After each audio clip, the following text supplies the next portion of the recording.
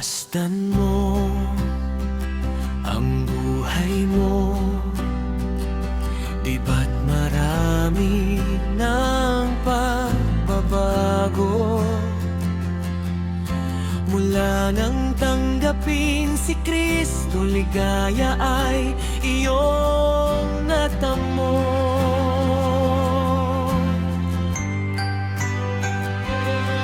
Sa Kanya mo nasumpungan katahimikan at kapayapaan. Ang buhay mo'y nagkaroon ng sigla ng dahil sa pag-ibig niya.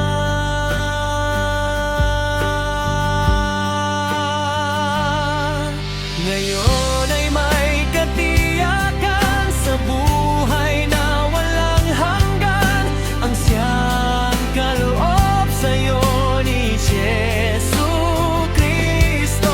Purihin at pasalamatan mo ngayon sa buong buhay mo'y unahin siya, huwag sarili mo.